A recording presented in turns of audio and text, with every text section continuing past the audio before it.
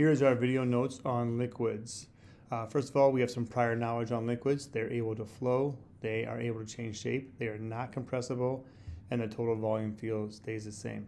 So what new stuff are we going to learn? Well, we're going to talk about hydraulics, first of all, being the incompressibility of liquids. Okay, so as hydraulics are incompressible, that means that they cannot be put into smaller volumes, but they can be able to flow.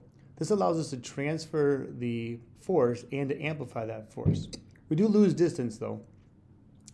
Force we define as the strength behind a push or pull on an object, and it is measured in newtons. So we see here we can put a small force in over a large distance. We get a large force out over a small distance. Okay.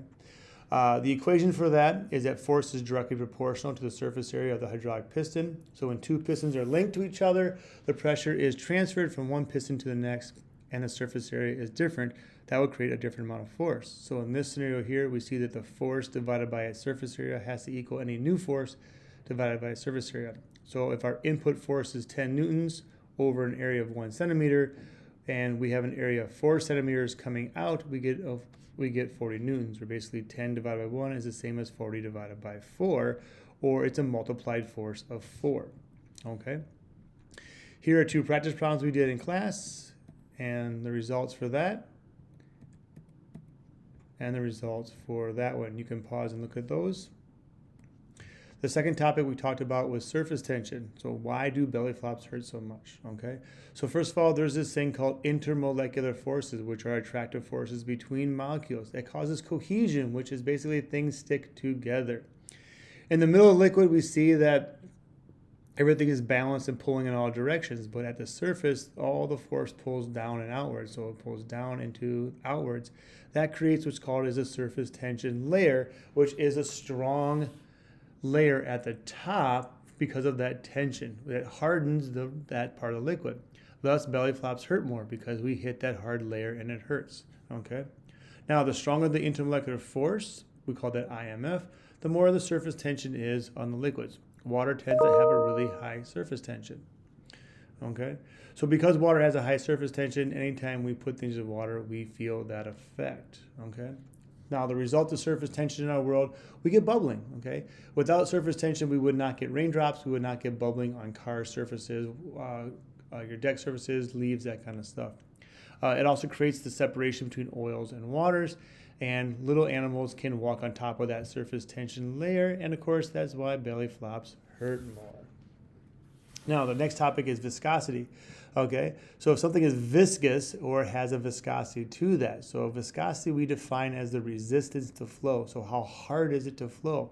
If you have a high viscosity, that means you do not flow very well, you flow very slowly. If you have a low viscosity, that means you flow well and it flows quickly. Okay, of these three liquids here, we see honey, olive oil, and water. If I dropped a ball bearing through all three of them, in the same amount of time, that ball bearing would fly down and hit the bottom of the water. In the same amount of time, olive oil would only go this far, the honey would go this far. This tells us that the honey is by far the most viscous of these three liquids in this image. Okay. Over here, we see liquids being flowed in, and we see that this liquid flows much faster, this one flows much slower. So that would tell us that this has the high viscosity, this has the low viscosity. All right. Viscosity is temperature dependent, which means the warmer it is, the less viscous it is, which means it flows faster. The colder it is, the more viscous it is, it's going to flow slower. So this is an inverse relationship. We see that inverse curve that we've come to see before. We see here as temperature goes from 20 to 30 to 40 to 50 to 60 to 70 to 80, as temperature goes up, we see that the viscosity is going down. So they are inverses. So the hotter you are, the easier it is for things to flow and are less viscous. This is a huge thing in the lubrication world of how car engines work, of how all of our machinery works, because we need to lubricate them to keep them from locking up and when they get hot. Any type of oil that you ever buy for lubrications has numbers on them. They have things like SAE 30 or 5W30. What that means is that is basically the thickness. These numbers mean the thickness or the viscosity of those oils. Okay. The first number is the viscosity when it's cold or at 0 degrees Fahrenheit. The second number is when it's running at about the normal operating temperature, which is about 212 degrees Fahrenheit. If you take a look at this graph, if you had normal SAE 30 oil, it would be too thick when it was cold for the engine, even though it would work great when it was warm. If you had normal SAE5 oil, it would be too great at cold, but once it gets hot, it's too thin for it to work. Thus the reason why we have blended oils that have two numbers. The first number is for being cold, the second number is for being hot. Okay, so our blended oils, the 5W30 at hot temperature acts the same as normal 30. At cold temperature, it acts the same as 5. So those blends make it less susceptible or has less change for temperature. Thus, when you see most car engines, you buy oils like this, or things like lawnmowers and snowblowers tend to be a single oil because they tend to not have much temperature change for them. Okay. Now, our next topic is evaporation.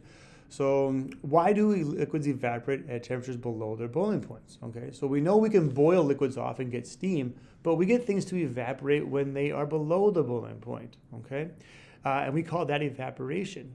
The reason why that is because at any given temperature, not all the particles are moving have the same energy. Okay, so if we look at a graph down here of the speed or the energy that the different particles have at any given temperature, so let's say this is room temperature, okay, a lot of the particles are hanging out here, so lots of particles are here, they're slow and they cannot evaporate. It's only those few particles over here that have enough energy to break free of those IMF forces we talked about before and become gases, okay? So even though most of the particles can't evaporate, even though we're not boiling, there are some that are moving faster that can actually break free and they can evaporate.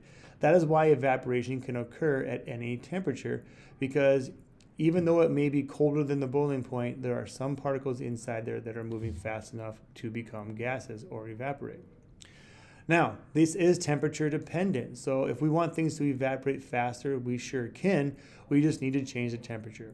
As temperature goes up, we increase evaporation. If temperature goes down, we decrease evaporation. It is a direct relationship. We put that line in the same spot as we did before, and we see at 100 kelvins, most of the things are on the left-hand side where they can't evaporate, okay? But at 500 kelvins or 1,000 kelvins, when it gets much hotter, more and more things can evaporate much faster because they're moving faster, okay? So the overall idea here is as temperature goes up, there are more particles with enough energy to break free of the intermolecular forces and they can evaporate, okay? Obviously, cooling has the opposite effect. So as you cool things down, we slow down particles and less of them will evaporate, all right? Can we make things evaporate faster or slower based off of pressure? Yes, we can. So if we decrease the pressure above the solution, it will increase the evaporation. If we increase the pressure, it decreases evaporation. So here we now have an inverse relationship, okay? When things evaporate, they have to fight the pressure of the gases above them. So if these gas particles down in the solution are trying to leave, there are things pushing down against them. So the less things pushing against them, the easier it is for them to leave. The arrows represent the pressure. So we have less pressure here, we have more pressure here. Under high pressure, it's harder for them to escape. They will have less evaporation. Under low pressure, it's easier to escape. That means there is more evaporation, okay? That means as pressure drops, less gas particles hitting the surface of the liquid, it's going to be easier for the liquid particles to leave and become a gas, okay? So if we had a low enough pressure, in theory, we could get things to evaporate fast enough to actually start boiling at a temperature that is at room temperature, okay? Obviously, increasing the pressure has the opposite effect on this, okay? Can we have pressure low enough to make water boil at room temperature? Yes, we can. We can bring the pressure down enough that evaporation happens so fast that it actually starts to boil, okay? Now, the last part about evaporation is that evaporation is a cooling process, which means as things evaporate, it makes things get colder, so, okay? Question comes is, why do we sweat? Well, we sweat to cool us down, okay? If you think about that, as you sweat, you get liquid on your arms, legs, under armpits, wherever it is. And we already said that the highest energy particles always leave first. So if the highest energy particles are leaving first, that means the average energy goes down or it gets colder, okay?